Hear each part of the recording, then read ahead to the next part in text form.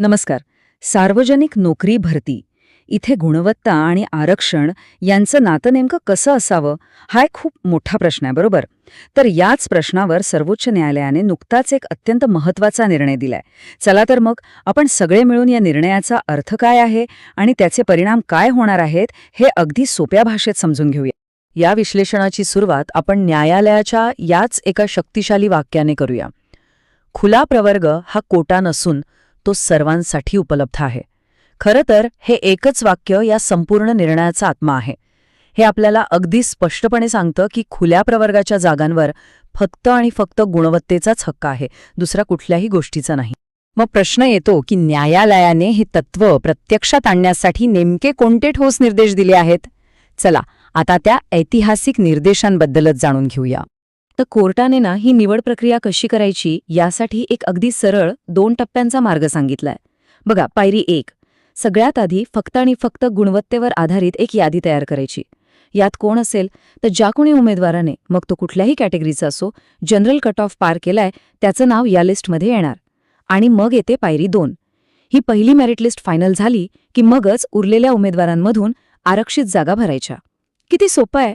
आणि या एका साध्या बदलामुळे काय होतंय तर गुणवत्ताच निवडीचा पहिला आणि सगळ्यात महत्त्वाचा निकष ठरतो. आणि हे लक्षात घ्यायला हवं की हे निर्देश थेट सर्वोच्च न्यायालयाकडून आले आहेत, त्यामुळे याचं महत्त्व खूप मोठं आहे. यामागचा मुख्य विचार खरं तर अगदी सोपा आहे. आरक्षण हे संधी देण्यासाठी आहे, कोणाची संधी हिरावून घेण्यासाठी नाही. ते एक सर्वसमावेशकतेचं साधन आहे, गैरसोयीचं नाही. पण प्रश्न असा आहे की सर्वोच्च न्यायालयाला यात थेट हस्तक्षेप करण्याची गरजच का पडली? असं नेमकं काय घडत होतं? चला त्या प्रकरणाबद्दल जाणून घेऊया, ज्यामुळे हा इतका मोठा बदल घडला. इथे एक खूप विचित्र आणि अन्यायकारक परिस्थिती निर्माण झाली होती. जरा विचार करा, राखीव प्रवर्गातले काही उमेदवार ज्यांनी खुल्या प्रवर्गाच्या कट ऑफपेक्षाही जास्त गुण मिळवलेत, तरीही त्यांची निवड झाली नाही. का? कारण त्यांच्या स्वतःच्या राखीव प्रवर्गाचा कट ऑफ त्याहूनही जास्त होता. न्यायालयाने म्हटलं हे पूर्णपणे चुकीचं आहे.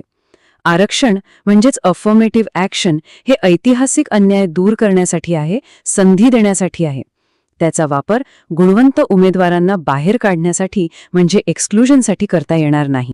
आणि हे प्रकरण कुठल्या तरी पुस्तकातलं नव्हतं, तर राजस्थान उच्च न्यायालयाच्या भरती प्रक्रियेत प्रत्यक्ष घडलं होतं. म्हणजे काही उमेदवारांवर खरोखरच अन्याय झाला होता आणि त्याच वास्तविक समस्येमुळे हा ऐतिहासिक निर्णय घेण्याची वेळ आली. या सगळ्या गोंधळातून मार्ग काढण्यासाठी न्यायालयाने का अत्यंत मूलभूत आणि महत्त्वाच्या तत्वाला पुन्हा एकदा अधोरेखित केलं. इथे कोर्टाने एक खूपच जबरदस्त वाक्य वापरलंय. ते म्हणाले, गुणवत्ता ही शिक्षा बनू शकत नाही. विचार करा किती मोठा अर्थ आहे यात. म्हणजे अगदी सोप्या भाषेत सांगायचं झालं तर जास्त मार्क मिळवणं हे कोणासाठीही तोट्याचं ठरू नये. अहो, एखाद्याची हुशारी, त्याचा अभ्यास, त्याची मेहनत ही तर त्याची ताकद असायला हवी, शिक्षा नाही. मग तो उमेदवार कोणत्याही प्रवर्गाचा का असेना. आणि याच विचाराला पुढे नेत न्यायालयाने म्हटलं की खुला प्रवर्ग हा काही बंद डबा नाहीये. म्हणजे तो फक्त ठराविक लोकांसाठी मर्यादित नाहीये. तो गुणवत्तेच्या आधारावर प्रत्येकासाठी खुला आहे, अगदी राखीव प्रवर्गातील गुणवंत उमेदवारांसाठी सुद्धा. तर मग आरक्षणाचा मूळ उद्देश काय आहे? न्यायालयाने पुन्हा एकदा हे स्पष्ट केलंय की आरक्षण हे लोकांना मुख्य प्रवाहात आणण्यासाठी, त्यांना समान संधी देण्यासाठी आहे. ते कोणालाही मागे खेचण्यासाठी किंवा कोणाचाही गैरफायदा घेण्यासाठी नाही. बरं, तर मग ह्या सगळ्याचा अर्थ काय? हा एक निकाल भविष्यातल्या भरती प्रक्रियांवर कसा परिणाम करेल आणि तो इतका महत्त्वाचा का आहे? चला ह्याच्या दूरगामी परिणामांवर एक नजर टाकूया. तर मग या सगळ्यातून लक्षात ठेवण्यासारखा, समजून घेण्यासारखा सगळ्यात महत्त्वाचा मुद्दा कोणता? या निर्णयामुळे 4 खूप महत्त्वाचे बदल झाले आहेत. 1. प्रवर्ग कोणताही असो, सगळ्या गुणवंत उमेदवारांना संरक्षण मिळतंय. 2. आरक्षण हे लोकांना जोडण्यासाठी आहे, तोडण्यासाठी नाही. हे तत्व अधिक मजबूत झालंय. 3. खुला प्रवर्ग हा खरंच सर्वांसाठी खुला आहे, हे पुन्हा एकदा सिद्ध झालंय. आणि 4.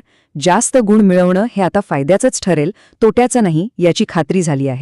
आणि शेवटी हा निर्णय आपल्या सगळ्यांसमोर एक मोठा प्रश्न उभा करतो.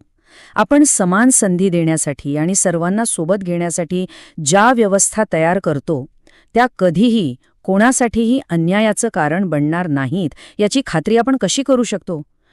खरंच विचार करण्यासारखा प्रश्न आहे.